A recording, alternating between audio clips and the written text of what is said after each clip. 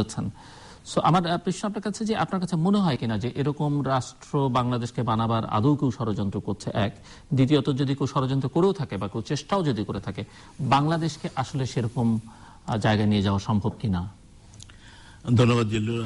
তৃতীয় মাত্রায় আমাদেরকে, বিশেষ করে আমি এবং জাফরুল্লাহ ভাই, যার সাথে কথা বলতে আমি অত্যন্ত পছন্দ করি, কারণ তিনি আমার রাজনৈতিক গুরু, প্রমাণিত। সুতরাং তার সাথে বসে কথা বলবার আর একটু সৌভাগ্য হলো, সেজন্য আমি ধন্যবাদ জানাচ্ছি। বাংলাদেশের বিরুদ্ধে কেউ ষড়যন্ত্র করছে কি করছে না, আমার অত্যন্ত প্রাসঙ্গিক প্রশ্ন। আমি যেটি বুঝি, সকলেই জানেন আমি একজন চিকিৎসক থেকে রাজনীতিবিদ থেকে যতটুকু হওয়া সম্ভব সেখান থেকে আমি কথা বলবো। বাংলাদেশ বা আমাদের যে প্রগতিশীল শক্তি বা জননেত্রী শেখ হাসিনা যে রাজনৈতিক মতাদর্শ, যে মতাদর্শকে নিয়ে জননেত্রী শেখ হাসিনা বাংলাদেশ পরিচালনা করছেন এবং উন্নয়নের দিক নির্দেশনা দিয়ে নিয়ে চলতে চাইছেন, তার যে একটা বিরুদ্ধ শক্তি দেশে এবং বিদেশে রয়েছে, তা আমার মনে হয় সকলের কাছে প্রমাণিত। কে করছেন, কোথা থেকে করছেন, আমার পক্ষেও যেমন বলা সম্ভব না, আমার মনে হয় অনেকের পক্ষেই তেমনি বলা সম্ভব না। তবে আমি বিশ্বাস করি যে একটি শক্তি এই রাজনৈতিক বাংলাদেশের জননেত্রী শেখ হাসিনার এই প্রগতিকে, বাংলাদেশের এই প্রগতিকে মেনে নিতে পারছে না বা চাইছে না। তার অনেকগুলো কারণ আছে। এটি যেমন আমাদের সেই বাংলাদেশের জন্মসূত্র থেকেই যদি আমরা ধরি, তখন থেকেই যদি আমরা আলোচনা করি, তখন থেকেই যেমন একটা বিরুদ্ধ শক্তি ছিল, পরবর্তী ৭৫, ২০০৪, ২০০১ এবং অন্যান্য সময় অতি সম্প্রতি ২০১৩-১৪ সকল সময় আমরা দেখেছি একটি অপশক্তি এই শক্তিকে প্রতিহত করতে চাইছে। তারই একেবারেই সাম্প্রতিক রূপ যে আমাদের বিদেশিদের হত্যা এবং বিভিন্নভাবে এই যে পুলিশ হত্যা, বিভিন্নভাবে যে গুপ্ত হত্যা যে পরিচালিত হচ্ছে, তাতে মনে হয় যে তারা তো সেই অপশক্তি তো বসে নেই, বসে ছিল না, বসে থাকবেও না। তাদের গুরুকে তারা কোথা থেকে পরিচালিত হচ্ছে এটা আমি জানি না, তবে এটি আমি নিশ্চিত যে একটি সূত্র আছে কোথাও। সেই সূত্র কোথা থেকে আমরা যদি বের করতে পারি, অবশ্যই আমাদের সেটিকে প্রতিহত করা উচিত। তবে আমি মনে করি মাননীয় প্রধানমন্ত্রী যে কথা বলেছেন যে আমাদেরকে কেউ প্রতিহত করতে চাইছে, বাংলাদেশের বিরুদ্ধে কেউ একটি পরিকল্পনা করে, অত্যন্ত একটা সুসংগঠিত পরিকল্পনা করে এসব কার্যক্রমগুলো চালিয়ে আসছেন, এটি আমি মনে করি সত্যি। আর কিন্তু আপনার কাছে মনে হয় যে বাংলাদেশের যে ভৌগোলিক অবস্থান, বাংলাদেশের মানুষের যে ঐতিহ্য বা মানসিককরণ, বিশ্বাস বা মানুষের যে সম্পর্ক, সেখানে এরকম একটি দেশ, মানে এরকম একটি জায়গায় বাংলাদেশকে নিয়ে যাওয়া সম্ভব কিনা?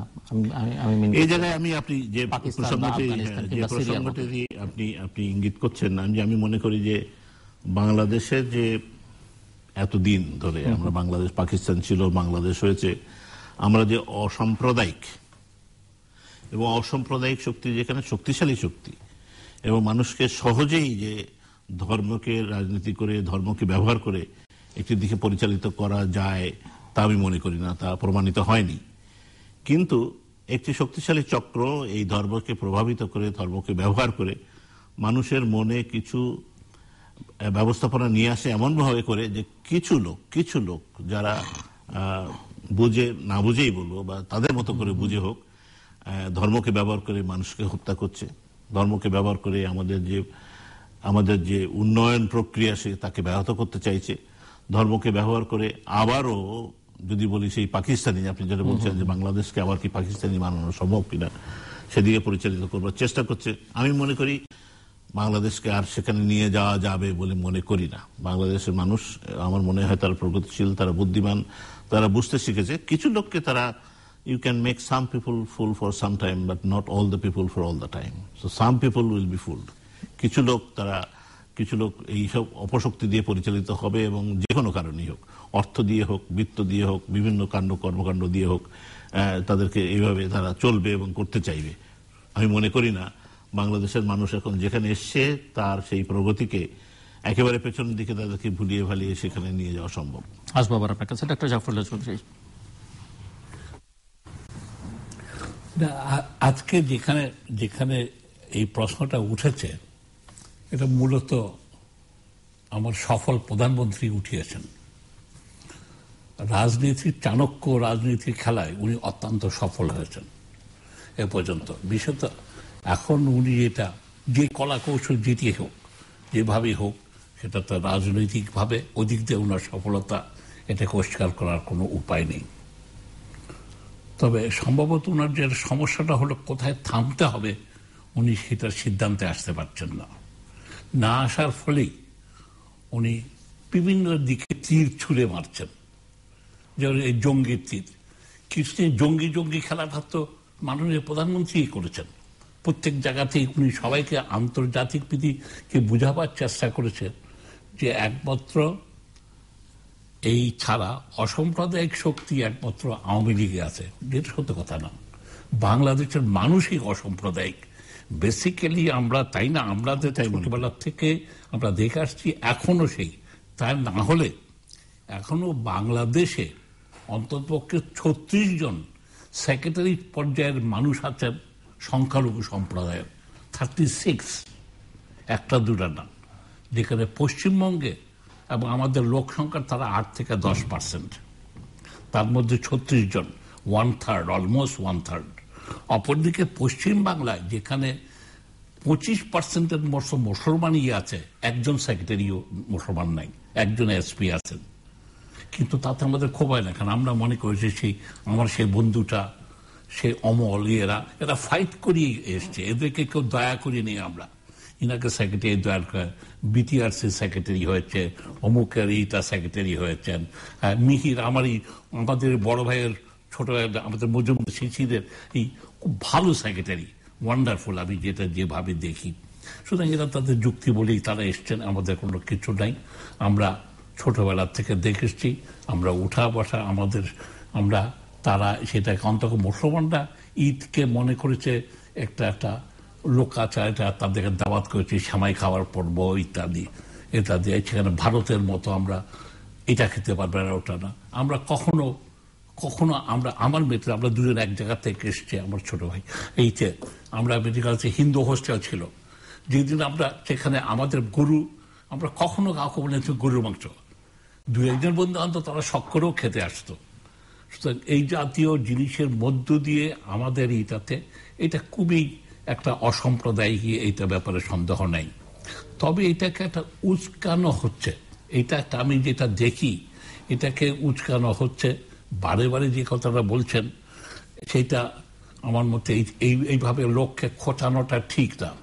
যেমন কি প্রধানমন্ত্রী বলেছেন ধর্মের ব্যাপারে কারো এই কথাটা, ওটা ঠিক কথাই বলেছেন যে ধর্মকে নিয়ে অকারণে মানুষকে কথা, তো সঙ্গে সঙ্গে এটাও বলা দরকার ছিল কেউ অন্য যারা ধর্মে বিশ্বাস করে না তাদেরও সহিষ্ণুতা থাকতে হবে।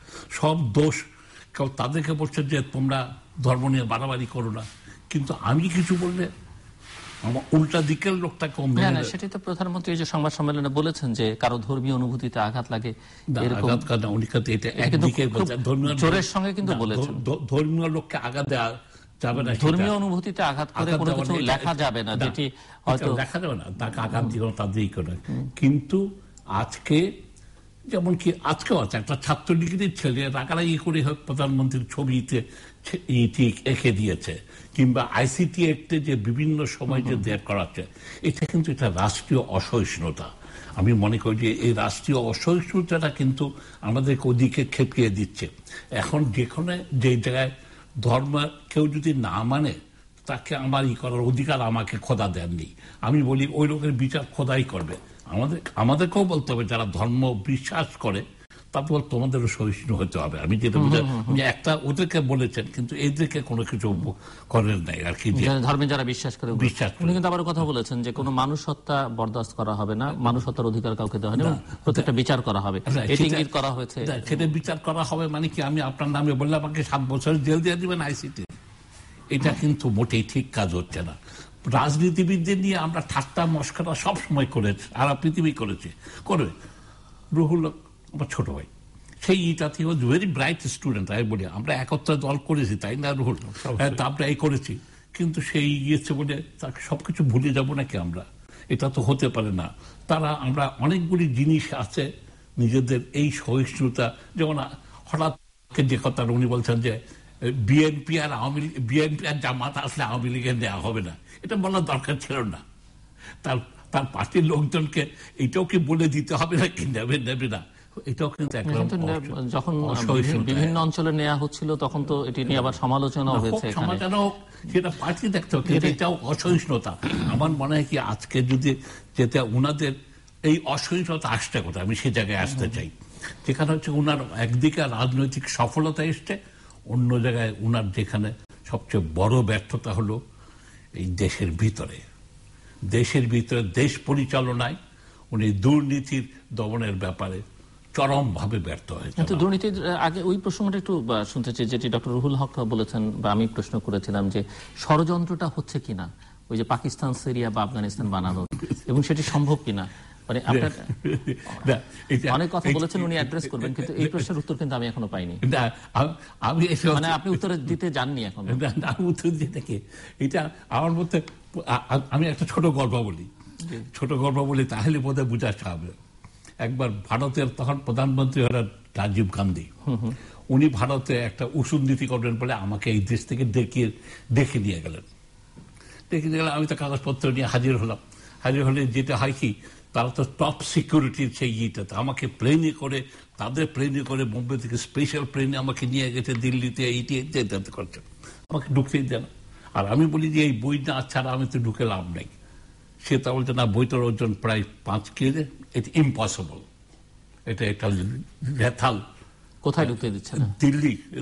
দিল্লিতে, মানে উনার প্রাইম মিনিস্টার অফিসে রাজীব গান্ধী, উনি অপেক্ষা করছেন, এই ওর সিকিউরিটি আটকে দেওয়া বসে আছে। আমি ইচ্ছা ছাড়া আমি যাবো না, এটাই আমাকে ডকুমেন্ট। এটা আবার এটা নিয়ে এক সময় রাজীব গান্ধী বিরক্ত, উনি রুমের থেকে বেরিয়ে আসছে, আমি দূর থেকে দেখছি যে এই আসছে, যে আবার টাইম হলো 10 মিনিট। এই দেশ থেকে আমাকে নিয়ে গেছে ইন্ডিয়ান হাই কমিশনার, আমাকে সাবারি দিয়ে ভিসা দিয়ে যাচ্ছে রাত্রে 12টায়। শুধু বুঝতে পারেন প্রাইম মিনিস্টারের নিডটা কি। Finally cut short the story, উনি দেখাবেন ছেলেটা যাই কিছু হোক, ওনার সেক্রেটারি আসলে সেটা আমাকে নিয়ে দিয়ে গেল সেক্রেটারি দিয়ে। তখন যেখানে আমাকে আমি বললাম অনেক কিছু আপনার ঘড়ির দিকে টাকাটা, তুমি ঘড়ির দিকে টাকার চোখে না কি আমি না আপনার ইউ হ্যাভ গট অ্যাপয়েন্টমেন্ট, বলতে I have cancel that appointment already. উনি কথা বলতে পছন্দ করছেন, আমি বুঝতে পারছি। উনি বলছেন যে আমি দেখো অনেক কিছু হল, এটা আমি করতে চাই, তুমি আমাকে সাহায্য করবো। আমি যখন আসছিলাম ঢাকায় আপনার এখানে আসবো, আমার কাছে 2টা অনুরোধ। কি, আমার পাড়ার একটা ছোট কাগজ দিয়েছে, আপনার একটা অটোগ্রাফ, উইথ প্লেজার বলেছে আমার সেটা। বলতে আরেকজন আমাকে আরেকটা স্কুলের ছাত্র একটা প্রশ্ন করতে বলেছে, আপনি নির্ভয় দিয়ে আমি বলতে have you got a barbed wire factory? What? আর বার্বড ওয়্যার ফ্যাক্টরি, আর you are putting barbed wire around the hill, what's with me? আর সে বলেছে যে তোমার barbed wire factory everyday they will cut 1760 kilometre আছে, তাহলে তুমি কন্টিনিউয়াসলি সাপ্লাই দিয়ে যাওয়া, so you have got a big business there. But do they say that? Exactly, that's what they told me. Mr. Prime Minister, they have told me. He said, Zafrullah Sahab, you do not know. You know only raw and Indian. I have got 9 agencies. I said, really? Was he has 9 agencies. They feed me information. He said, Bengalis are coming. I said, coming? Coming to where? And when they come? In 71 we came in millions. But now why should I come?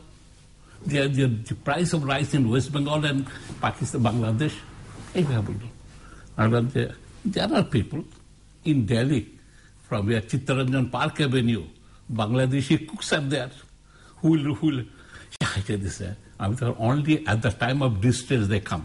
Do you believe this report? Yes, as the Prime Minister, I have to. Mr. Prime Minister, don't mind, may I say one thing? If this report would have been true, my leader, Sheikh Mujibur Rahman, could have been killed. As Ziaur Rahman was an intelligence man, could have been killed. Last but not the least, your mother. ভটকা এসে কান্তে শুরু করছে, আমি চুপচাপ বসে রইলাম। আমি বসে উনি বললেন যে you are not going. What? I'm not going. I said, no, you have to meet these 9 agency people. Would I be able to go back? যে জন্য এই গল্পটা বলার এটার মানে হলো যে আজকে এইটার কথা হয়তো প্রাইম মিনিস্টারই জানবেন, আমরা জানি না। তো অনেক সময় এই জাতীয় এদের কথা বেশি বিশ্বাস করতে হয় না। আমি যেটা বুঝাতে চাচ্ছি যে রাজীব গান্ধীও তো সেভাবেই গেলেন, এত বিশ্বাসযোগ্য হলে এই অবস্থা হতো না। তবে আমরা বাংলাদেশকে সেরকম বানানো সম্ভব কিনা না, আমি মনে করি যে বাংলাদেশকে বিন্দু মাত্র বানানো সম্ভব। আবার আসবো আপনার কাছে, আপনি দুর্নীতি নিয়ে কথা বলছেন ডক্টর হক যে এই ব্যাপারে যে উনি বললেন, মানে আমি জানি না আপনার। আমি মনে করি আমি এ ব্যাপারে একেবারেই একমত যে এই বাংলাদেশকে সেই জায়গায় ফিরিয়ে নিয়ে যাওয়া একেবারেই সম্ভব বলে আমি মনে করি না। বাংলাদেশ অসাম্প্রদায়িক শক্তি প্রমাণিত, বাঙালিরা অসাম্প্রদায়িক। আপনি জানেন প্রত্যেক ঘরে ঘরে, আপনার বাড়িতে আছে কিনা জানি না, তো আমার গ্রাম নলতা, সাতক্ষীরা, কালীগঞ্জে রাস্তার এপাশে মসজিদ এপাশে মন্দির, এরকম শত শত শত শত মসজিদ মন্দির সব জায়গায় মানুষ বাস করে আসছে।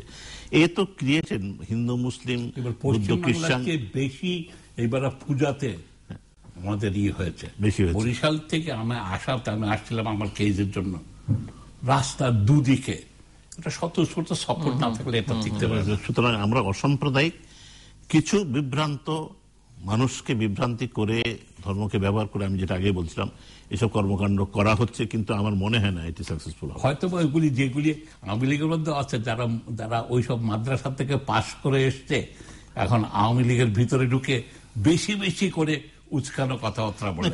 কিছু তো সব পার্টির মধ্যেই, সকল পার্টির মধ্যেই যে কথা বলছেন যে বিএনপি থেকে আওয়ামী লীগ, জামাত থেকে আওয়ামী লীগ, এখন তো যেহেতু পার্টি ইন পাওয়ার, পার্টি কিছুদিন পাওয়ারে থাকবে, সবাই মনে করছে আওয়ামী লীগ কিছুদিন পাওয়ারে থাকবে, সবাই তো এখানে আসতে চায়। এখন কথা হলো যে আমরা যদি ধরি যে কিছু লোক তো বিএনপি জেনুইন, আমি অ্যাবসলিউটলি জেনুইন মনে করি, যে যারা আগে মনে করতো যে বিএনপি করা ঠিক হয় নাই, যেমন যে 20-30 বছর বাংলাদেশে বঙ্গবন্ধুর নাম উচ্চারিত হয়নি, ভালোভাবে উচ্চারিত হয় না, তারা বাংলাদেশের ইতিহাসই জানে না। একটা section of people, good number of people, তারা 30, 35, 40 বছরে পদার্পণ করছে, 20 বছর তারা ইতিহাসই জানতো না। আমি যখন গ্রামে তাদের সাথে বসে কথা বলি এবং ইতিহাসের কথা বলি যে এই হয়েছিল 25শে ডিসেম্বর এই হয়েছিল, 27শে ডিসেম্বর এই হয়েছিল, 25শে মার্চ এই হয়েছে, এই হয়েছে, তখন তারা বলে স্যার এটা তো আমরা শুনি নাই, আমরা তো জানতাম না। তারা বিএনপি করতো, কিন্তু তারা বলে আমরা এখন সত্যি সত্যি আওয়ামী লীগ করতে যাবো। আমরা কি তাদের নিব না নিব না? আমরা তো অবশ্যই তাদের নিব না যারা অস্ত্র হাতে বেরিয়ে এসেছিল। আমরা তো অবশ্যই তাদের নিব না যারা মানুষকে মেরেছে, যারা মানুষ খুন করেছে, রাস্তা করেছে, নানান রকম অত্যাচার করেছে পার্টির নামে। অবশ্যই তাদেরকে আমরা পার্টিতে ঢুকতে দিব না, এবং উচিত না। অনেক পরীক্ষা নিরীক্ষার পরে তারা যদি পার্টির সাথে কাজ করে 5 বছর ধরে, তারা যদি পরিবর্তিত পরিস্থিতি, প্রধানমন্ত্রী বলেছেন যে নেয়াই যাবে না, এখন পরিষ্কার করে নেব। না, সেটারও যথেষ্ট কারণ আছে আমার মনে হয়। এই যে আপনারা দেখেছেন, আপনারাই রিপোর্ট করেছেন, পত্রপত্রিকায় রিপোর্ট হয়েছে, ছাত্রলীগের মধ্যে জামাত ঢুকেছে, শিবির ঢুকেছে, এখানে যুবলীগের মধ্যে অমুক ঢুকেছে, আওয়ামী লীগের মধ্যে অমুক ঢুকেছে, তারা এসেই বলে যে অমুক, এরা তো আমাদের লোক নয়। সুতরাং আমার মনে হয় পার্টি থেকে we really have to be careful. আমিও তো গ্রামে গঞ্জে পলিটিক্স করি, আমিও জানি যে তারা এখন আসতে চায়, আমার আশ্রয় আসতে চায়, আমার বড় বড় নেতা আমার এলাকার আসতে চায়। আমি তো তাদের দূরে সরিয়ে রেখেছি, বাবা এখন আর একটু পরে দেখি তোমার কি ব্যবহার, তোমার কি অবস্থা আমি বুঝি, তারপরে তুমি আমার এসে ফুলের মালা দিও।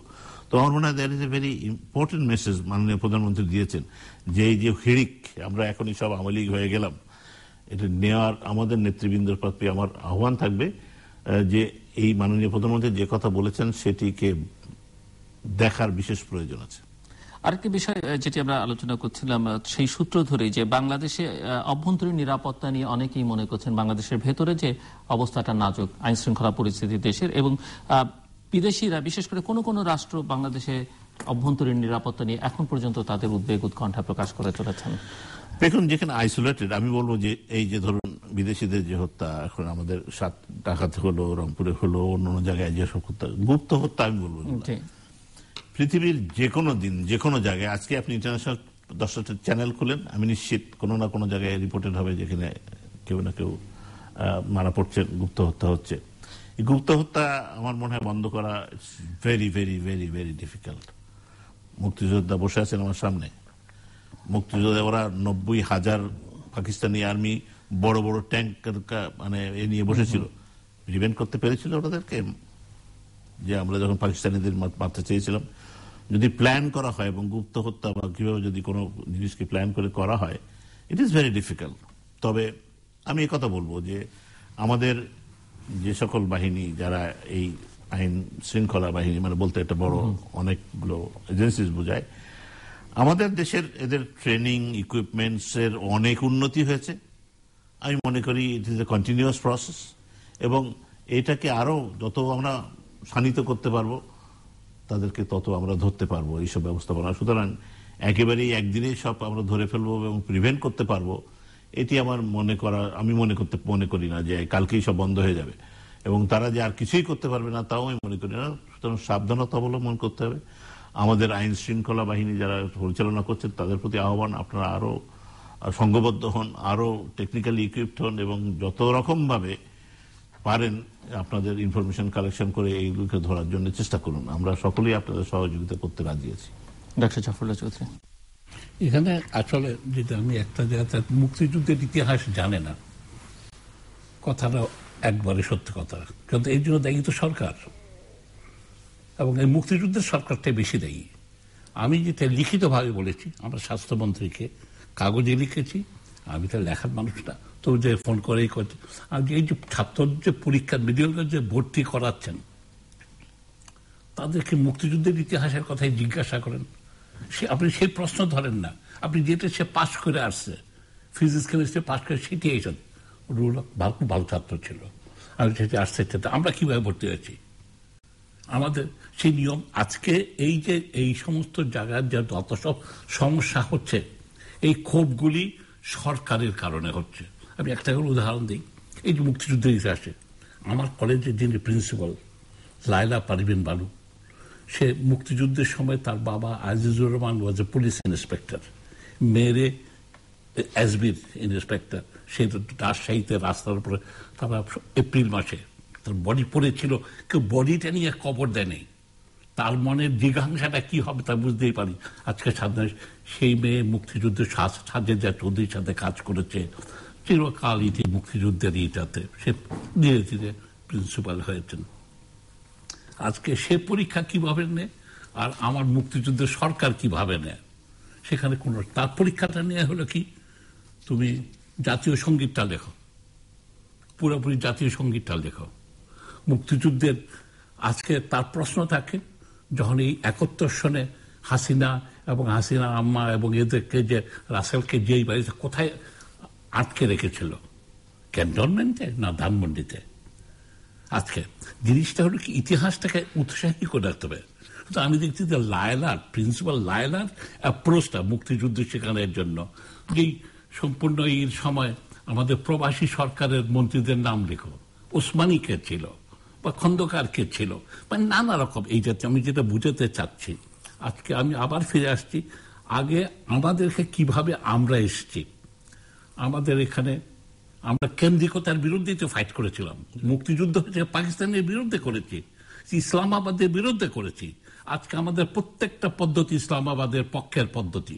যে কথাটা আমি বঙ্গবন্ধুকে বলেছিলাম, আমি ওনার সাথে একটা ভালোবাসা এবং উনি তো উনার দল কখনো করিনি, কখনো আমি আওয়ামী লীগ করি নেই, ছাত্রলীগ করে নেই, রুহুল ভালো করে জানে। কিন্তু স্নেহ করেছে, ঝগড়াঝাটি করলেও বসা গেছে, আলাপ করা গেছে। এখন তো আওয়ামী লীগ হলে কোনো কিছু, ও জাফরুল্লাহ তো আওয়ামী লীগ না, তো মুক্তিযুদ্ধের বিরুদ্ধে, পারে তো আমাকে আমার সার্টিফিকেটটাও কেড়ে নিয়ে নেয়, যেহেতু আমার কথা পছন্দ হয় না বলে। পছন্দ হয় নাকি, তাদের পক্ষে তো কাজ করেছি আমি। আজকে খালেদা জিয়াকে আমি নির্বাচনে প্রভাবিত করেছি, ইলেকশনটা ভালো হয়নি, ওনারা মিউনিসিপাল ইলেকশনটা আর একটু ভালো করলে হাসির প্রধানমন্ত্রী ভালো সিটি কর্পোরেশনের কথা বলছি আমি। সুতরাং আজকে যেখানে মুক্তিযুদ্ধের ইতিহাসটা শেখানো আমাদেরকে দায়িত্ব, সেটা আমি একটু বলে শেষ করি। তখনকার দিনে আজকে যে দেশে এই সব উদ্ভূত কেন হচ্ছে, মানুষের ক্ষোভ বাড়ছে। 88,000 ছেলে মেয়ে পরীক্ষা দিয়েছে মেডিকেল ভর্তি হওয়ার জন্য, 750 টাকা করে জমা দিয়েছে, 6.5 কোটি টাকা কে কত ভাগ পেয়েছে। পরীক্ষার হলের ইনভিজিলেটর অমুক টমুক ইত্যাদি বলা যাবে, কিন্তু তার চাইতে প্রশ্ন বেশি বড় প্রশ্ন যেটি প্রশ্নপত্র ফাঁস নিয়ে যেটি আন্দোলন হয়েছে, কেন্দ্রিকতা হলেই একজনকে। কিন্তু আজকে আমি বারবার আমি এই পরীক্ষার আগেও বলেছি, আমাদের যেটা রুহুল, আমি যে পুরানো আবার যেহেতু রুহুল সামনে আছে বলেই তাকে দেখছি, কি হলো তখন রাজশাহীও ছিল, চিটাং ছিল না, সে রাজশাহী সে ঢাকাতে আসবে, তখন ঢাকা মেডিকেলে আসলো, প্রিন্সিপাল এবং তাদের কমিটি ছিল একটা, আমিও যেখানে গেছি, আমাদেরকে পরীক্ষা নিয়ে আমরা মেট্রিক ইন্টারমিডিয়েট স্কলারশিপ পেয়েছে, অমুক পেয়েছে ইত্যাদি দেখেছে। আচ্ছা ফিজিক্স এটা বলো তো, তার চেয়ে বলো যে তুমি ডাক্তার গ্রামে যেতে হবে, যাবা কিনা বলো। তোমার বাড়ি কোথায়, তুমি বললে কোথায়, রাহুলচন্দ বাড়ি, মহামণি কোন জায়গায় গেছো কোনোদিন, কেমনে যেতে হয়। তারা সাইকোলজিক্যাল টেস্ট করছে, রাতের বেলা ঘুম থেকে উঠবা কিনা। আজকে যেখানে মন মানসিকতা, সেজন্য বলছি যে আজকে এই পদ্ধতিটাই তো আমাদেরকে মানুষের খুব, এই যে 88,000 ছেলে মেয়ে, এদের হয়তো নকল হয়েছে কিনা আমি জানি, পড়াশোনা তো ফাঁস হয়েছে কিনা জানি না, কিন্তু বাজারে ভয়ানক জনরব এইটাকে। কিন্তু এগুলি আমার প্রতিটি মেডিকেল কলেজের প্রিন্সিপালকে আমি বিশ্বাস করতে পারবো না। রুল যে তুমি বলো, তুমি তো সে তাদের একটা দুইটা উঠে নেই যে তা না, উনি মাস্টার অমুক মাস্টারের ভাতিজা চান্স হয়তো পেয়েছে, তার পাওয়া উচিত ছিল না, সে সেকেন্ড ডিভিশন পেয়েছে এইটা। কিন্তু বেসিক্যালি ডিসেন্ট্রালাইজেশন, আমি যেটা বোঝাতে চাচ্ছি, আমাদের মুক্তিযুদ্ধের ইতিহাসকে আমরা হচ্ছে, ফলে আমাদের মধ্যে ক্ষোভ সৃষ্টি হচ্ছে। তারপরে কি হলো, আজকে মাদ্রাসা আছে, মাদ্রাসাতে অঙ্ক আর ইংরেজি পড়াতে কে আটকাচ্ছে সরকারকে? হয় না, তাকে বল তুমি ফিকা পড়ো, আলেম পড়ো, সবকিছুই পড়ো, সঙ্গে সঙ্গে তোমাকে ইসলামের আমি তো হযরত আয়েশা আমিও পড়তে চাই। হযরত আয়েশা সে হলো কি, আজকে আমরা যেটা বলি জোয়ান অফ আর্কের কাহিনী জানি, অথচ হযরত আয়েশার কাহিনী জানি না, এটাই বা কেমন কথা। আমি কোনোদিন মাদ্রাসায় পড়িনি, কিন্তু what a brilliant fight she gave. 60,000 উট নিয়ে বসরাতে যুদ্ধ করেছেন হযরত আলীর বিরুদ্ধে। তাহলেও মানুষের মধ্যে সহনশীলতা আনতে হলে বিভিন্ন ইতিহাস জানাতে হয়। করাপশন, আমি বলছি যে এইখানে অভ্যন্তরীণ নিরাপত্তা এইভাবে করার। তৃতীয় প্রশ্ন হচ্ছে রাজনৈতিক হয়রানি। এই সরকারের সবচেয়ে জঘন্য ভুল কাজ করছেন, আমি বারে বারে রিপিট করতে যাচ্ছি প্রতিটি জায়গায়, এইটা রাজনৈতিক প্রতিপক্ষকে এরকম ভাবে হয়রানি করা মোটেই বুদ্ধিমানের কাজ না। উনি আলাপে বলবেন না, সেটা উনি বলেছেন ভালো, তাতে আমরা আপত্তি নেই, কিন্তু উনাকে স্বপ্রণোদিত হয়ে যে 17,000 লোক জেলে আছে তার বেল দিয়ে দেওয়া উচিত। আমি বিচার চাই, কিন্তু বেলের নামে আমার 4 ডাক্তার এখন জেলে আছে। আমাদের ক্যাম্প করে বেড়াই, আমরা এই লাইনাগত যারা ক্যাম্প করে বেড়ায়, এক ছেলে পানিতে পড়ে মারা গেছে। 2 বছর পরে আমাদেরকে, আমার প্রিন্সিপালকে, আমার ভাইস প্রিন্সিপালকে, প্রফেসরকে বেল দেয় না, 1 মাস হয়ে গেছে। এটা হয়রানি ছাড়া কিছু না। এই 17,000কে আমি এখনো বলি এইগুলি বন্ধ করে দিলে করাপশন, যেটা তারপরে আসছিলাম হলো কি, এই রাজনৈতিক হয়রানিটা একদম ইমিডিয়েটলি এম.কে. আনোয়ার, এতদিন পরে এম.কে. আনোয়ার, আজকে 1.5 মাস 2 মাস পরে, এটা কোনো কথা হলো? এম.কে. আনোয়ার বয়স আমার চেয়ে অন্তত 10-12 বছর বেশি বয়স, এই জাতীয় লোককে আটকে রেখেছেন। জজ সাহেবদের এটা কিরকম কথা? ওই দিনই শেখ সাহেবের কাছে যে ছবির এক্সিবিশন হয়েছে, সকালবেলা ধরা পড়েছে, ম্যাজিস্ট্রেট রিফিউজ করেছে, বিকালবেলা ডিস্ট্রিক্ট জাজ ওনাকে বেল দিয়ে দিয়েছে, বিকালবেলা চলেছে, আবার আরেক জায়গায় ধরেছে। কিন্তু সেখানে আজকে কি করে বলতে পারেন যে পুলিশ গুলি করে দেবে? No, you can't do that. গুলি করতে হলে তোমার ম্যাজিস্ট্রেটের পারমিশন লাগবে, তোমাকে সতর্ক থাকতে হবে। জনগণের উপর গুলি চালাতে পারো না, ওভাবে আভ্যন্তরীণ নিরাপত্তা আসবে না। জনগণ তার পুলিশ ভয়ে পালিয়ে যাচ্ছে সেখানে। তারপর হচ্ছে যে করাপশনের ইটাকে আমি আবার ঘুরে ফিরে বলতে চাই, যেভাবে এই করাপশনের বিষয়টা যদি আমরা না থামাই, প্রতিটি ক্ষেত্রে কোচিং ক্লাস অমুক এভরিওয়্যার, কোনটাতে নাই তা জানি না। আজকে আমাকে বলছে যে আপনার লোকতে বিল হবে না, আপনি পয়সা খরচ করতেছেন না, আর ভাই ন্যায় চাচ্ছি আমি। সেই জন্য আমি বলি যে এইগুলিও কিন্তু এইসব গুপ্ত 2-4টা রোড অ্যাক্সিডেন্টে অনেক বেশি কে করছে, তো তোমরা আমাদের লাইসেন্সটা পর্যন্ত প্রপারলি দেওয়া হয় না, পরীক্ষা ড্রাইভিং টেস্টের। কেউ যদি কক্সবাজারে আমি মেয়েদের ট্রেনিং দেওয়া হয় গণস্বাস্থ্য কেন্দ্র, ড্রাইভার এক্সামিনার যায় হলো চট্টগ্রাম থেকে, সে বাসে করে যায়, তার পয়সা কামাবে না। এরকম আমরা অল্টারনেটিভ বলে চিন্তা করতে, অল্টারনেটিভ বসতে হবে। তাই আমার আবেদন থাকবে, এই গুপ্ত হত্যা এবং এইসব বন্ধ করতে হলে প্রতিপক্ষকে আরো একটু সৌম্য হওয়া, সম্মান করতে হবে। অনেকগুলো প্রসঙ্গ অ্যাড্রেস করতে। আসলে আমাদের দেশকে পরিবর্তন আনতে হলে এক জায়গায় পরিবর্তন আনা সম্ভব বলে আমি মনে করি না। শুধু ডাক্তাররা ভালো হবে, পুলিশ সব করাপশন থাকবে, ইঞ্জিনিয়াররা ভালো হবে, ডাক্তাররা সব করাপ্ট করবে। আমি মনে করি সামগ্রিক যে পরিবর্তন আমাদের দেশের মানুষের মন মানসিকতা এবং আমাদের যে ব্যবহার, যে আমরা কি করব, কি করা উচিত, কতটুকু কোন পর্যায়ে, যা এই আমি মনে করি যে বারবার বলি, যেমন আপনি যদি এক হাঁড়ি ভাত রান্না করেন, সে হাতে যদি আপনি পানি দিয়ে জাল দেন, তো আপনি যদি বললেন যে এক পাশ আমি রান্না করবো না আর আরেক পাশ রান্না করবো, এটি হয় না। হয় সব মোটামুটি রান্না হবে, সিদ্ধ হবে, আর না হয় কিছুটা হবে না। আমাদের দেশের যে পরিবর্তন, যে improvement in every sector is coming, I believe that is going to take time. Zafrullah ভাই যে কতগুলো প্রশ্ন তুলেছেন, যে আমাদের রাজনৈতিক ব্যবহার, আমাদের গুপ্ত হত্যা এবং রাজনৈতিক চিন্তাধারা এবং রাজনৈতিক যে আমাদের অসহনশীলতা বলবো আমি, সকলের মাঝে আছে, এটি পরিবর্তন একদিনে হবে বলে আমি মনে করি না। আমি মনে করি পরিবর্তন শুরু হয়েছে। সুতরাং আগামীতে আমি আশাবাদী, আমি নিরাশ মনে করি না। আমি মনে করি এই রাজনৈতিক পরিবর্তনশীল সমাজ ব্যবস্থায় আমরা আস্তে আস্তে উন্নতির দিকে যাচ্ছে এবং যেতে থাকবে এবং উন্নতি হবে। কতদিনে হবে, কবে হবে সেটি আমি জানি না, তবে আমি আশাবাদী। আমি মনে করি পরিবর্তন হবে, আমরা উন্নয়ন আমরা দেখতে পাচ্ছি। আমি এই যে উন্নয়নের কথা বলছেন, উন্নয়ন প্রসঙ্গে হয়তো ডক্টর জাফরুল্লাহ চৌধুরী বলবেন, আমি একটু আপনার কাছে শুনতে চাই যে স্বাস্থ্য খাতে এই মন্ত্রণালয়ে আপনি 5 বছর মন্ত্রী ছিলেন, সরকার ইতিমধ্যেই প্রায় 6.5 বছর 7 বছরের কাছাকাছি পার করলো টানা। এই খাতে উল্লেখ করবার মতো ডেভেলপমেন্ট কি হয়েছে? স্বাস্থ্য খাতের উন্নয়ন বলতে গেলে তো দুটো প্রোগ্রাম লাগবে একসাথে। আমি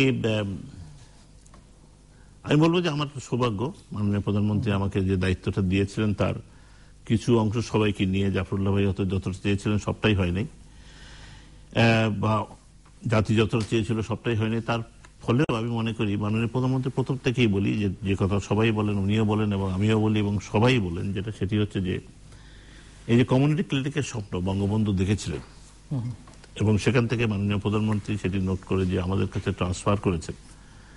96-এ শুরু করেছিলেন 3000 কমিউনিটি ক্লিনিক, পরবর্তী পর্যায়ে বিএনপি সবগুলো বন্ধ করে দিয়ে মানুষের কাছ থেকে স্বাস্থ্য ব্যবস্থাটা মনে করেছিলেন যে এটাকে নিয়ে চলে আসা যাবে। পরবর্তী 2009 সালে আসার সাথে সাথে উনি যে দায়িত্ব দিয়েছিলেন, আমাদের রাজনৈতিক প্রজ্ঞা ছিল যে আমরা এটি শুরু করব।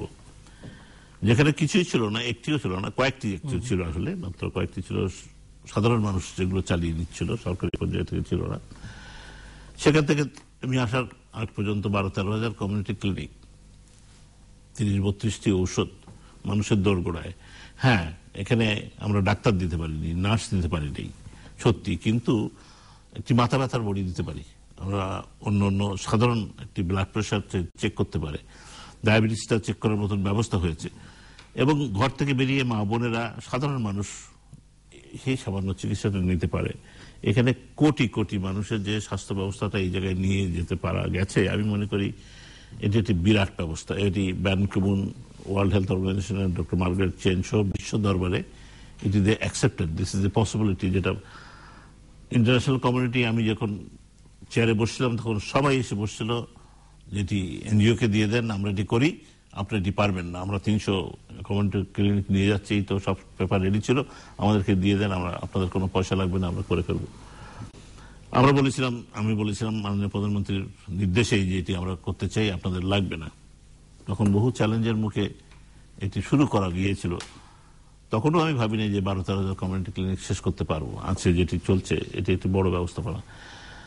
আমরা যদি বলি যে স্বাস্থ্য ব্যবস্থাপনার অবকাঠামো, আমি মনে করি জাফরুল্লাহ ভাই নিশ্চয়ই স্বীকার করবেন যে বাংলাদেশের অবকাঠামোর দিক থেকে কমিউনিটি ক্লিনিক, ইউনিয়ন স্বাস্থ্য কেন্দ্র, ফ্যামিলি প্ল্যানিং কেন্দ্র, উপজেলা স্বাস্থ্য কেন্দ্র এবং জেলা পর্যন্তই যদি ধরি, আমি উপরেরগুলো নাই ধরলাম, এবং এই জেলার স্বাস্থ্য ব্যবস্থা, মানে একটি জেলা একটি 50-100 বেডের হাসপাতাল, 200-250 বেডের হাসপাতাল, উপজেলায় 50 বেডের হাসপাতাল, ইউনিয়ন স্বাস্থ্য কেন্দ্র এবং কমিউনিটি ক্লিনিক, এই জিনিসটাকে যদি আমরা একটা সূত্রতে গেঁথে স্বাস্থ্য ব্যবস্থার ক্লিনিক্যাল সাইড, মানে যে চিকিৎসা শুধু হাসপাতাল বেস সেই কথাটা বলছি, কিন্তু অন্য ব্যবস্থাপনা কিন্তু অনেকটা বড় ব্যবস্থাপনা আছে। তো চিকিৎসা ব্যবস্থাপনা যেটি হাসপাতাল বেস, যে চিকিৎসা ব্যবস্থাপনা, পেটে ব্যথা হলে যেখানে যাবে, পা ভেঙে গেলে যেখানে যাবে, সেই ব্যবস্থাপনার যে অবকাঠামোটি আমাদের রয়েছে, আমি মনে করি এত অঞ্চলের কেন, আমার মনে হয় বিশ্বের মধ্যে আমাদের এটি ভেরি ভেরি ওয়েল প্লেসড। আমাদের দুর্বলতা কোথায়? আমাদের দুর্বলতা গ্রামে যে ডাক্তার থেকে পোস্টিং দিয়েছেন, আমি দিয়েছি, নাসিম ভাই দিয়েছেন, তাদের সবসময় তারা থাকছেন না সেখানে। আমাদের দেখতে হবে তাহলে কি করলে আমরা তাদেরকে সেখানে রাখতে পারবো। হাসপাতালে ওষুধ পাওয়া যেত না, আমি এসে জানেন যে আমরা লাল সবুজের মোড়কে যে ওষুধের ব্যবস্থাপনা করেছি তাতে অনেক উন্নতি হয়েছে, অনেক মানে বলার বাইরে উন্নতি হয়েছে, যে চুরি অনেক কমে গেছে।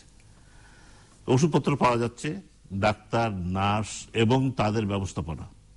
সবচেয়ে দুর্বলতম আরেকটি দিক কি, আমাদের মেনটেনেন্স অব দি ইকুইপমেন্ট। আজকে এক্সরে মেশিন খারাপ হয়ে গেছে, আজকে অ্যাম্বুলেন্স খারাপ হয়ে গেছে, এটি ঠিক করতে পারি না। আমাদের চিকিৎসকদের ঠিক মতো রাখতে পারি না। আমাদের অপ্রতুল নার্স, মাননীয় প্রধানমন্ত্রী 10,000 নার্স দিয়েছেন, আরো নার্স দিতে চান। প্রোগ্রাম শুরু হওয়ার আগেই জাফরুল্লাহর সাথে বলছিলাম যে ওনার ওখানে একটি নার্সিং এড বা ওই অ্যাসিস্ট্যান্ট নার্স বা যে নার্সই বলেন, আমাদের বিএসসি নার্স, এমএসসি নার্স প্রয়োজন অবশ্যই, কিন্তু তার নিচু স্তরের একটি নার্সিং, যাকে এড বলেন বা যে ব্যবস্থাই বলেন, যে সেকেন্ড গ্রেড অফ নার্সিং, যারা রিয়েলি হাতে কাজ করে, যারা রোগীর গায়ে হাত দেয়, যারা চুলাচিয়ে দেয়, ভাত খাইয়ে দেয়, গোসল করিয়ে দেয়, এরকম মানুষের আমাদের যথেষ্ট প্রয়োজন আছে। শুধু প্রয়োজন আমাদের দেশে না, সারা পৃথিবীতে। আমরা we can export and earn a lot of money by exporting this, not the BSc nurse. BSc nurse ডাক্তার তো পারি, কিন্তু এই ক্যাটাগরির নার্স এবং হেলথ কেয়ার অ্যাসিস্ট্যান্ট যাই বলেন, এদেরকে যে নামই বলেন, তাদের সারা বিশ্বব্যাপী বিরাট ডিমান্ড আছে। সুতরাং তাদেরকে দিয়ে কিন্তু আমরা করতে পারি। সুতরাং আমাদের যে অবকাঠামোর মধ্যে দুর্বলতা, আমাদের ডাক্তার আছে 100, নার্স আছে 50, থাকার কথা 100 ডাক্তারের জায়গায় 500 নার্স। আমাদের ঠিক উল্টা, মেলা ডাক্তার আছে, নার্স নেই। তো এই যে ব্যবস্থাপনায় আমাদের দুর্বলতা। আর একটি দুর্বলতা হচ্ছে আমাদের ম্যানেজমেন্ট শব্দ, যেটি আমি সকল জায়গায় ইউজ করি। Management in the road transport, management in the hospital management in the বিদ্যুৎ, যেখানেই বলেন, এই যে ম্যানেজমেন্ট যদি আমরা করতে পারি, তা আমাদের যা আছে, আমাদের মাতৃ মৃত্যু হার 130-32 আছে। যদি আমরা জানতাম, জাফরুল্লাহ ভাই যদি বলতে পারতেন যে আগামীকাল বা এখন বা আগামী 1 ঘন্টার মধ্যে কোন মা তার ট্রাভেল হচ্ছে delivery, we can save that mother any moment, তাকে অবশ্যই বাঁচাতে পারি। আমাদের এত অব্যবস্থাপনা, যত অব্যবস্থাপনাই বলেন, ডিস্ট্রিক্ট হসপিটালে গেলে এখনো সি সেকশন হবে, অনেক উপজেলায় এখনো সি সেকশন হবে, ওই মাকে যদি আমরা সেখানে নিয়ে যেতে পারি। সুতরাং আমাদের ব্যবস্থাপনার মধ্যে আমাদের এখনো অনেক উন্নতি করার জায়গা আছে।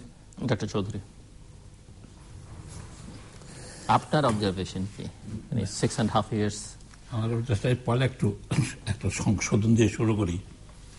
আর রুহুল হকের খুব ভালো কথা বলেছেন কমিউনিটি ক্লিনিকের কথা। এটা কমিউনিটি ক্লিনিক বঙ্গবন্ধুর স্বপ্ন ছিল না, এটা একবারে ভুল কথা। অকারণে সবকিছুকে বঙ্গবন্ধুকে টেনে আনা আমাদের ঠিক না। আজকে বাংলাদেশ এক বঙ্গবন্ধুকে দিয়ে হয়নি, বঙ্গবন্ধু ছিল আমাদের প্রেরণা, বঙ্গবন্ধু আমাদের পথ দেখিয়েছে, তার সাথে হাজার হাজার মানুষ আমরা মিলিত হবে। ঠিক যদি আজকে আসি, আমরা দুজন ডাক্তার বলেই বলছি, এই দেশে আজকের আমাদের ডাক্তাররা উচ্চশিক্ষা নিচ্ছে, বাইরে কাজ করছে, তার এই যে পোস্ট গ্রাজুয়েট এডুকেশন, এখানে একজন ব্যক্তিকে সবচেয়ে দিতে হয়, কার নাম আসবে? অধ্যাপক নুরুল ইসলাম, তার একটা স্ট্যাচু আইপিজি আমাদের বঙ্গবন্ধু এর মধ্যে নেই। যখন ছিল আমি বলেছি, তার তো আমার একজন ডাক্তার তো প্রাপ্যটা তো পেতে পারে। ইব্রাহিম সাহেব সারা পৃথিবী কি করে দিয়েছেন, যেখানে শাহবাগ চত্বর তো ইব্রাহিম চত্বর হয়ে যাওয়া উচিত। আমাদের এতজন আজিজুর রহমান, ডক্টর আজিজ সুলতানা, মুক্তিযুদ্ধের সময় কত বড় অবদান, আমরা তাদের সেই সে সম্মান নিয়ে কবরে যেতে পারেননি। তো এখানে আমাদের জোহরা কাজীর কথা, আমাদের অত্যন্ত প্রিয় শিক্ষক, যেখানে তাকে গান্ধী পরিবার তার জন্য পাগল ছিল। এই জাতীয় লোককে আমাদের সম্মান করাটা এই জায়গাতে আমাদের সবচেয়ে বড় ব্যর্থতা। তাই আমি বুঝতে চাচ্ছি, এই সম্মানটা যদি দিই আমরা অনেক বেশি, যেখানে এই কমিউনিটি ক্লিনিকে আজকে সেখানেও কিন্তু আমাদের কোনো রাজনীতিবিদের না, এর চেয়ে বড় অবদান হলো দুজন ব্যক্তির। একজনকে বললেন, একটা ডক্টর মোদাসের আলী, তারপরে আমার মন্ত্রী ছিল যখন হি ওয়ার্ক ফর ইট, যার যেটা প্রাপ্য আমি সেটা তাদেরকে দিতে চাই। ওটা কোনো রাজনীতিবিদও দেখেন নাই, কিছু দেখেন নাই, মোদাসির সেই বুঝেছেন, তারপরে এটা যা বাকি কথা বলেছেন। এখানে যেখানে আমাদের অবকাঠামো আছে ঠিকই, এগুলি ভীষণ আন্ডার ইউটিলাইজড। আজকে আমাদের স্বপ্ন, আমরা পৃথিবীর যেই সব বড় বড় কথা হচ্ছে, ইউনিভার্সাল হেলথ কভারেজ, আমরা মধ্যম আয়ের দেশে হবে, আমাদের উন্নতি ডেফিনেটলি হচ্ছে এবং আগে বাড়ব। সেখানকার সবচেয়ে বড় প্রতিবন্ধকতা হচ্ছে আজকে রাজনীতি করছে ব্যবসায়ীরা। এইটা কথা, ব্যবসায়ীরা রাজনীতিবিদ হওয়ার ফলে তাদের প্রাণটা ঠিক জায়গায় না, উল্টা দিকে বসে গেছে। কথা তো এখন বলা হয় যে রাজনীতিবিদরাই ব্যবসার দিকে বেশি ঝুঁকে পড়ছেন, মানে এটি অনেক আগে বলা হতো, কিন্তু এখন বলা হয় যে রাজনীতিবিদদের, কারণ রাজনীতি হচ্ছে এখন, অনেকে বলে থাকেন যে রাজনীতি হচ্ছে সবচেয়ে বড় ব্যবসা। ঠিক, সেটার কারণটা হলো কি, ওই যে রাজনীতিতে যেখানে, যেটা আমি আসতেই চাচ্ছিলাম, যে আজকে রাজেশ বিএনপি করে কি করে না করে, আওয়ামী লীগের যেতে যাবে, আওয়ামী লীগ থেকে বিএনপি বা জাতীয় পার্টি কে কোথায় যাবে সেটা অন্য কথা। কিন্তু আজকে একটা লয়ার, আজকে আমাদের সংসদে লয়ার কয়জন আছেন, কয়জন ডাক্তার আছে? আগে কে আরা হতো? এরা যারা জনগণের সেবা করত, জনগণের যারা কনসার্ন ছিল। স্কুল মাস্টার কয়জন আছেন? একটা হেডমাস্টার আছে কিনা আমি জানি না যারা। ফলে সবকিছুতে আমাদের গন্ডগোল। এই দিক দিয়ে যদি না দেখি তাহলে আমাদের একটা সমস্যা হবে। তবে এখানে স্বাস্থ্য ব্যবস্থায় আজকে আমাদের যে অবস্থা, আমাদের মধ্যম আয়ের দেশে যেতে হয়, আমার 2.5 লক্ষ ডাক্তার দরকার হবে। 10 বছর 2.5 লক্ষ ডাক্তার তৈরি করতে হবে আমাকে। এবং তার মধ্যে এখন প্রতি বছর কত তৈরি হয় ডাক্তার? 11,000। কিন্তু আমাকে 25,000 ভর্তি করলে 20,000 করে বেরোবে। আজকে যে এই যে গ্যাপটাকে, এখন তো মাত্র 11,000 সিটি আছে ডেন্টিস্ট সুদ্ধা মিলে। এখানে সরকারি মেডিকেল কলেজ, আমি ভুলটা যেখানে বুঝাতে চাচ্ছি, সরকারি মেডিকেল কলেজে মানসম্পন্ন বেরোচ্ছে, মানে আচ্ছা আমি বলি সবকিছুর সবসময় মেডিকেল, তখন সংখ্যা তত্ত্বের মানে সংখ্যার বিচারে বিবেচনা নিচ্ছে, গুণগত মানের দিকে সংখ্যাও লাগবে, মানও লাগবে। সংখ্যাতে যেখানে যা আছে, আমি যদি এটাকেই আমরা যদি ধরি যে এই 11,000 যদি মানসম্পন্ন ধরি, আমি যদি এইটা তর্কের এলাকার ধরি, তার সাথে আরো 3,000 হলেও মানের অবনতি হবে না। এর ইতিমধ্যে তো আমরা বাড়াতে থাকবো। তা না করে ওনারা কি করছেন, প্রাইভেট কলেজকে সিট বাড়ায় দিচ্ছেন। লোকে বলে কি 2 কোটি টাকা দিলে 20টা সিট বাড়ে, ওখানেই মানের অবনতি হয়। নিশ্চিতভাবে বলা চলে সরকারি মেডিকেল কলেজে প্রাইভেটের চেয়ে বেশি লোকবল আছে, আছে। আমি সরকারি মেডিকেল কলেজের লোকবানের কথাই বলছি, আমি কিন্তু অন্য জায়গার কথা বলছি না। সবচেয়ে বড় অ্যাডভান্টেজ এটা, বড় হসপিটাল আছে, বড় হসপিটাল আছে, তাদের লোকজন আছে, সেটারই আছে। তবে যেখানে আজকে আমাদের এই যে গ্রামে যে থাকে না, যেটা রুহুলও বললেন, রুহুল একসময় বলেছিল আমরা 5,000 ডাক্তার নিলাম, আমি তো হারিকেন দিয়েও খুঁজে পাই না, তার একটা পত্রিকায় স্টেটমেন্ট এসেছিল, যে আসছিল। তার কারণ হলো তাকে মানসিকভাবে আমি প্রস্তুত করিনি। আজকে বিএমডিসি তারা 2 সপ্তাহ আছে কমিউনিটি ক্লিনিক, তাদের কমিউনিটিতে আমরা 14,000 কমিউনিটি ক্লিনিক করেছি। আমরা কি চিরকাল এই গ্রামের মেয়েটাকে দিয়ে চালবো? আমি কি এই 6,000 লোকের জন্য একজন ডাক্তার দেব না? আগামী দিনে সারা পৃথিবী 500 জনের জন্য একজন ডাক্তার, আমি কি 5,000 জন একজন ডাক্তার আনবো না? তাহলে তার প্রস্তুতি দরকার, আমাদের মানসিক চিন্তা চেতনা দরকার। আমরা প্রতিপক্ষকে ঘায়েল করাতে এত বেশি ব্যস্ত। এই যে দেশে এই সমস্যা হচ্ছে কি, পুলিশ রাজনৈতিক কর্মীদেরকে হয়রানি করতে ব্যস্ত, গুন্ডাদেরকে ধরতে যায় না। সেই জন্যই আজকে নানা রকম ভাবে পুলিশের দায়িত্ব পালন করছে না বলেই সমস্যাটা হচ্ছে। পুলিশের প্রধানরা রাজনৈতিক বক্তৃতা, ইমিডিয়েটলি হি শুড বি স্যাকড। তোমাকে রাজনৈতিক বক্তৃতা দেওয়ার জন্য আওয়ামী লীগ কর্মকর্তারাই আছে, ব্যানার্জিরকে দরকার নেই, ব্যানার্জির কাজ লোক ঠেকানো। তো এখন একটু উন্নতি হয়েছে, আমি দেখলাম ভদ্রলোকের একটু দেখলাম এই দিনের কথাবার্তায়, তাই মনে হচ্ছে দেশে বোধহয় একটা পরিবর্তন আসতেছে। হ্যাঁ, আমার মনে হয় স্বাস্থ্য ব্যবস্থায় থাকি, স্বাস্থ্য ব্যবস্থা আমরা যেখানে বলেছিলাম যে আমাদের ডিস্ট্রিক্ট হসপিটাল পর্যন্ত যদি আমরা একটা ব্যবস্থাপনার চিকিৎসা, মানে হসপিটাল বেস চিকিৎসা ব্যবস্থাপনা যদি ম্যানেজমেন্টটা ঠিক করতে পারি, আমাদের we are quite well off. এরপরে তো আমাদের মেডিকেল কলেজগুলো আছে, 20টা ইনস্টিটিউট আছে, সুতরাং আমাদের টেকনিক্যাল পার্ট আমাদের যে সেখানে আমরা অত্যন্ত ভালো। যেটি আলোচনার প্রথম দিক, বিশেষ বিশেষ জায়গায় আমি করে থাকি, সেটি হচ্ছে আমার হোয়াট হ্যাভ আই লার্নড। 5 বছর এই দেখে শুনে কি মনে হয়েছে আমাকে, যে আমরা ডাক্তার রাখতে পারি না কেন। আমাদের এখন কার্ডিয়াক সার্জনদের খুবই অভাব, পেডিয়াট্রিক কার্ডিয়াক সার্জন তো নাই বলতেই চলে। তো আমরা কিরকম করে চলবো? কতদিন আগে আপনার মনে আছে, 10-12 বছর আগে আমাদের দেশের হার্টের অপারেশন হতে হলে সবাই বিদেশে চলে যেত। এখন কিন্তু প্রতিদিন আমি নিশ্চিত, যখন আমরা কথা বলছি এই সময়ে বেশ কতগুলো কার্ডিয়াক অপারেশন আমাদের দেশে হচ্ছে। সুতরাং কিছু কিছু আমরা ডাক্তার তৈরি করতে পেরেছি, বাট নট এনাফ। যেমন উনি বলছেন যে এমবিবিএস ডাক্তারও নাই, তেমনি আমাদের নিউরোসার্জনের অভাব, তেমনি আমাদের কার্ডিওলজিস্টের অভাব, তেমনি আমাদের অর্থোপেডিক সার্জনের অভাব।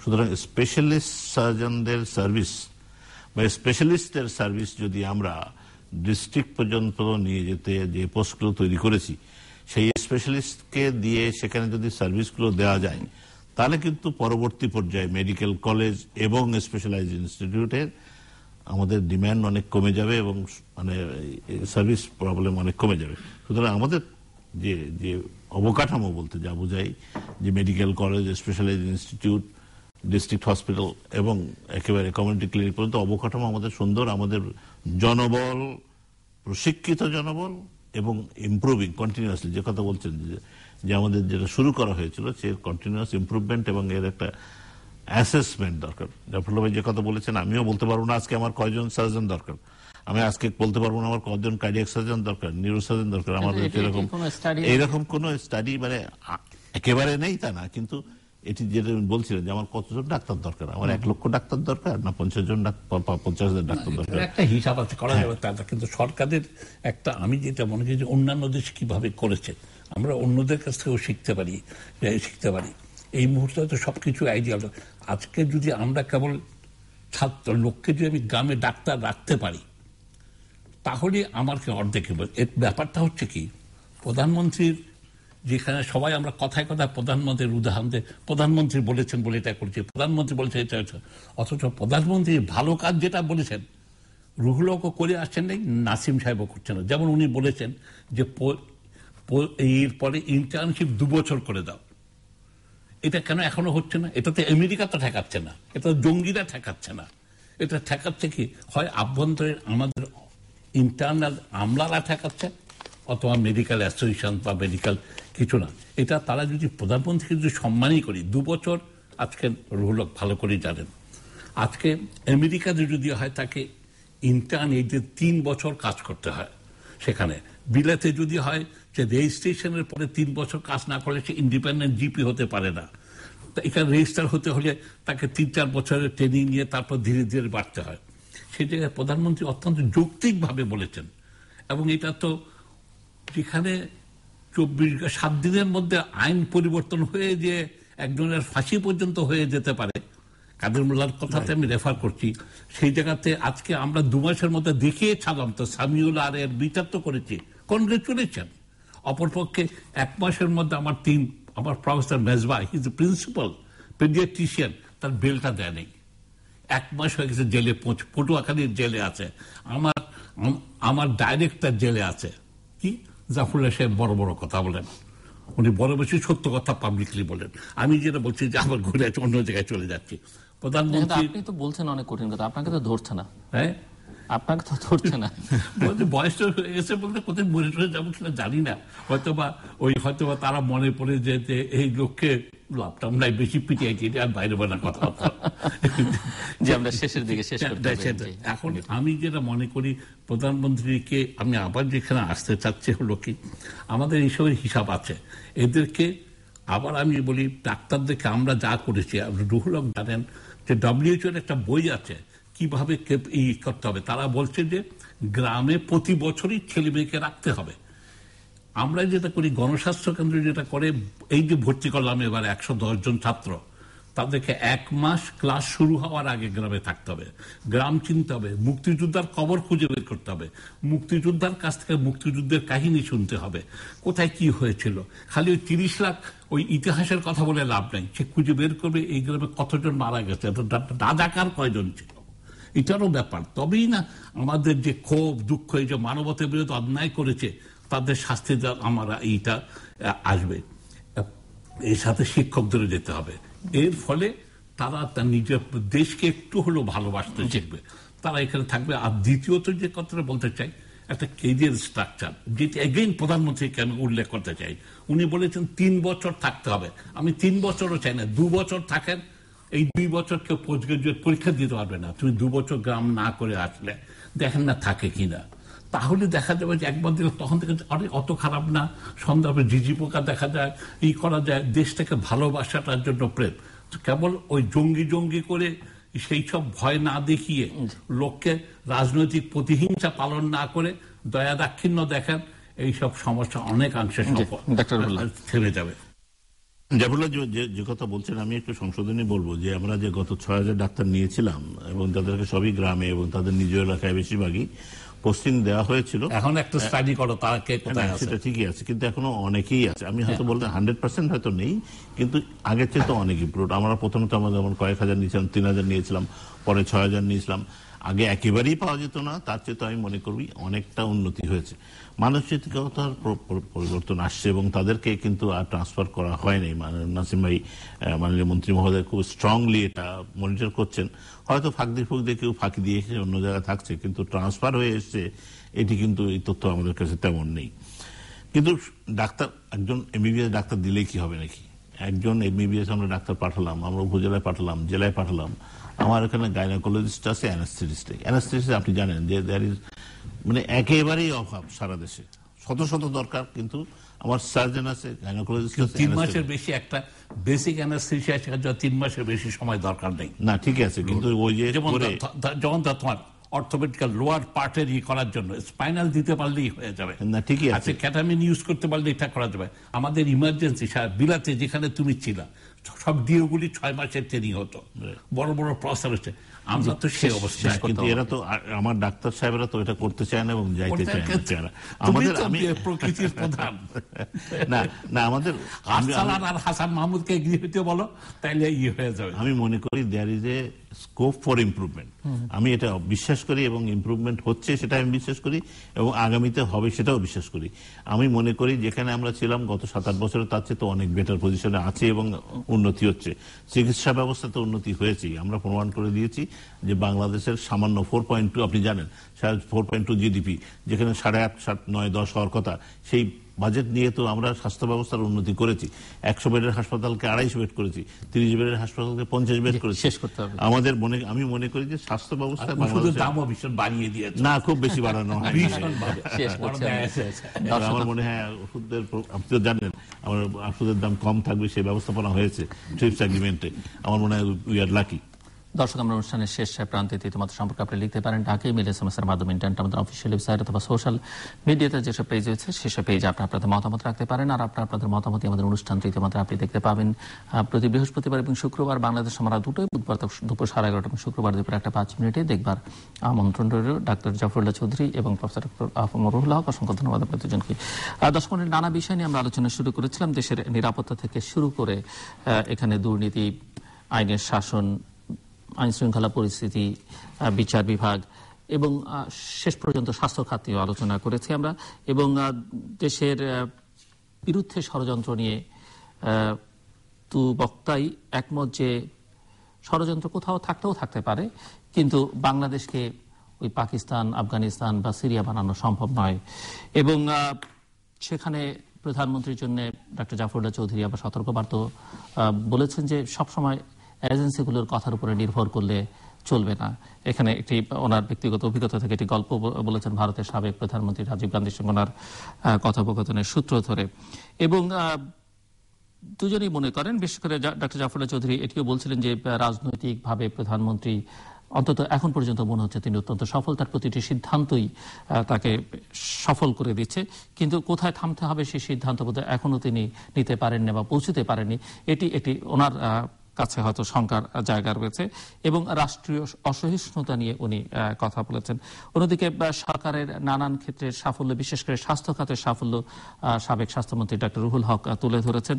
এবং সেক্ষেত্রে কথা বলতে গিয়ে তিনি একথাও বলেছেন যে বড় ত্রুটি বাংলাদেশে সেটি হচ্ছে সকল ক্ষেত্রেই ব্যবস্থাপনার একটি বড় ত্রুটি, সমন্বয়ের অভাব রয়েছে এবং স্বাস্থ্য খাত সহ সকল ক্ষেত্রেই এটি রয়েছে। এবং কোনো একটি বিশেষ খাতকে, বিশেষ ক্ষেত্রকে সফল করে তোলা বা এগিয়ে নিয়ে যাওয়া সম্ভব না যদি না পুরো বিষয়টা একটা সামগ্রিকতার মধ্যে নিয়ে আসা যায়। যেমনটা ডক্টর জাফরুল্লাহ চৌধুরী বলেছেন যে আমাদের সামগ্রিকভাবে মন মানসিকতার মধ্যে একটা বড় পরিবর্তন আনতে হবে। দর্শক, আমাদের সঙ্গে থাকবার জন্য অসংখ্য ধন্যবাদ। আপনাদের সবার জন্য শুভকামনা।